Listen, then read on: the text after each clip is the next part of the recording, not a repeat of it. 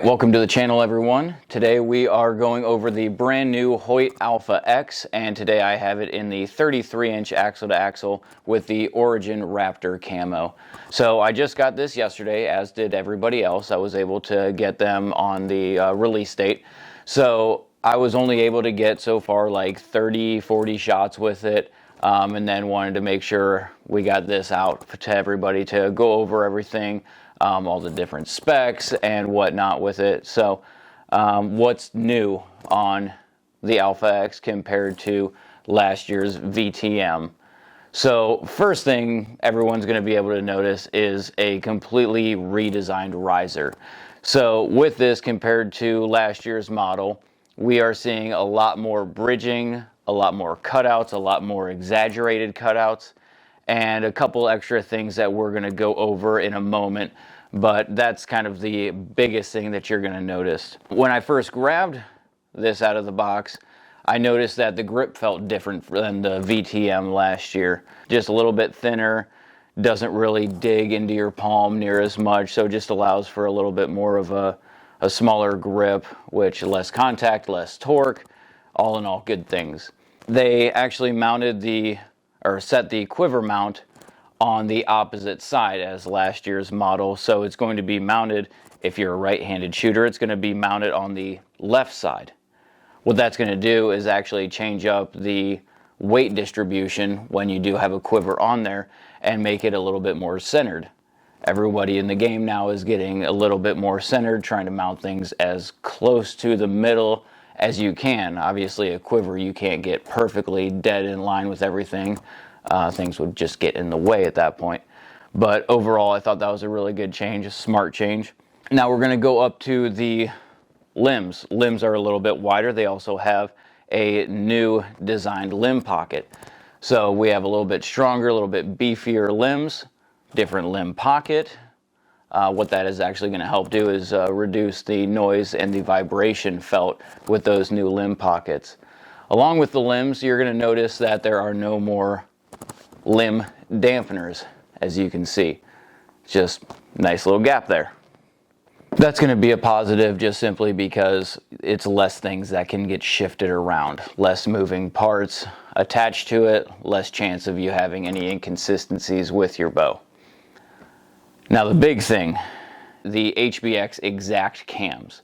Now these cams are absolutely completely redesigned. I know it is still an HBX, but nothing about it is the same as what it was last year and the year prior with the HBX and the HBX Pros. So these cams, first off, they have 3 different let-off settings. You have a 75, 80, and an 85% let-off. Next, you have a 3-mod design rather than a 2-mod design from last year. Every draw length is going to be a lot more efficient, meaning better speed. So on average, with the new mod design, you're going to have an increase of 5 to 9 feet per second, depending on your draw length and draw weight, obviously. Your cable stop actually has 2 different settings as well. You have a hard back wall, which I know a lot of folks, they were kind of annoyed by Hoyt's back wall in the past years just because the back wall was a little bit spongy or a little soft of a back wall. Well, now that's no more. When they say it's a back wall, it is a wall that you hit. There's no more pulling it back a little bit more and getting some creep pulling through your shot. It's not going to happen now. And you can even set it to hard or extra hard. You know which one I'm setting mine to. The last thing you're going to notice on these mods are that they have upper and lowercase letters. So with this, you're going to have letters A through K. Depending on which mod that you've got, it's going to vary a little bit. But then you're going to see the upper and lowercase letters as well. So what that is actually 1/4 inch adjustments. So everybody is going to be a little bit different, and in the past years it kind of had to be, well, we can try to shrink down the D-loop or make the D-loop a little bit longer. We can maybe take a twist out of the string to help you out. But it always ended up being just more like nitpicky, a little bit more pain in the butt when we're trying to set people up with a bow.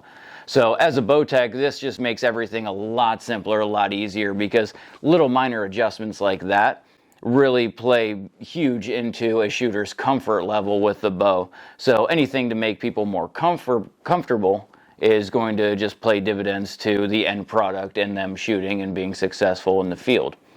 One other thing with the cams that you'll notice sticking out, literally sticking out, is these cams actually have feet.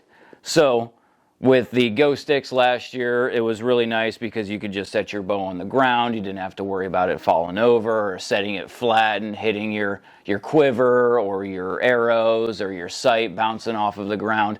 So that was really nice. However, big gripe and complaint was that, okay, well, my string and my cam is in the dirt now, or it's on rocks. I don't want it damaging that stuff. We got to protect that a little bit. So what they did was actually add feet to the top and the bottom so that you're going to be protected no matter which way you're sitting.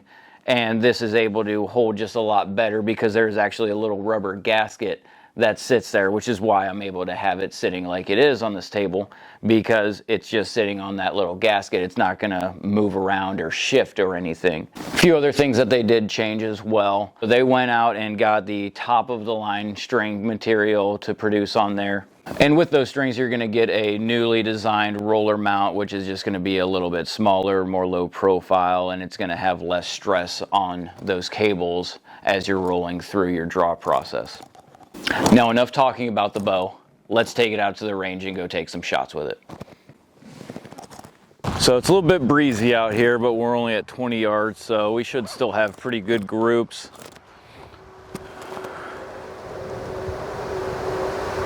Yeah, I got 20 yards there.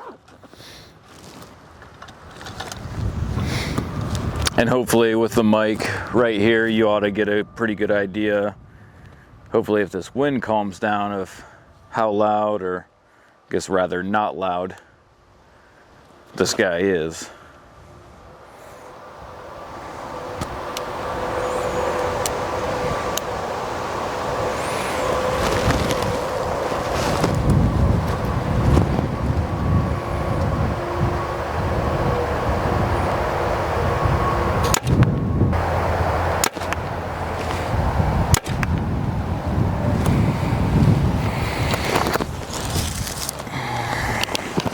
Let's see how we did.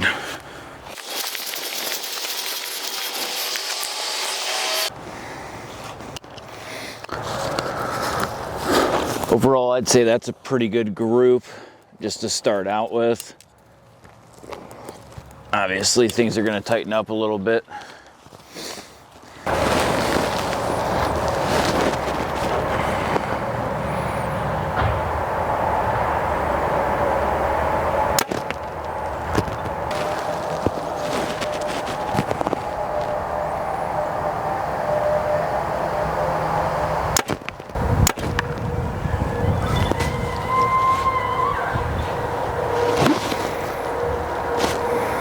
Sound like an elk.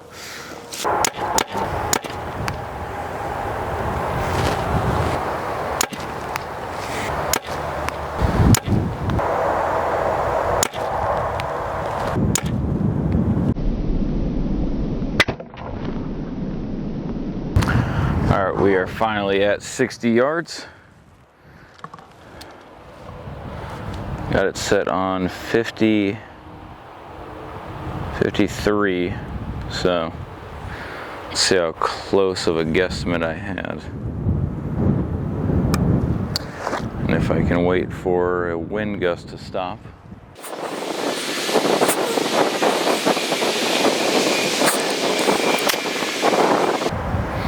Screw it.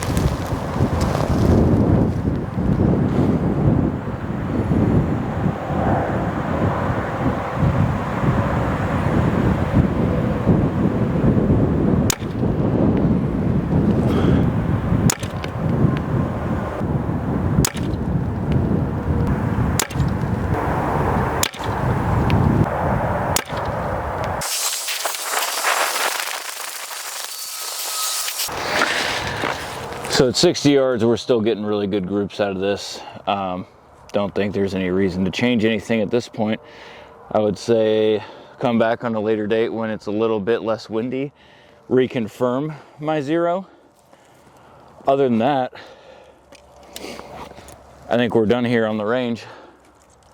So as we wrap this up, I do want to send a special thank you out to Hoyt. The Alpha X is an absolutely phenomenal shooting bow. I can't thank them enough for sending this out for this stuff. Also to HHA USA, the Tetra Rise has been a sight that I wanted to come out for years now. When it finally came out, I was all over it, and I'm just going to keep transferring the Tetra Rise to my next bow as I continue to get new bows. So can't thank them enough for that as well. And thank you for watching. I appreciate your time, your eyes and ears when we're talking about this kind of stuff, because this is what I enjoy. So appreciate your guys' time.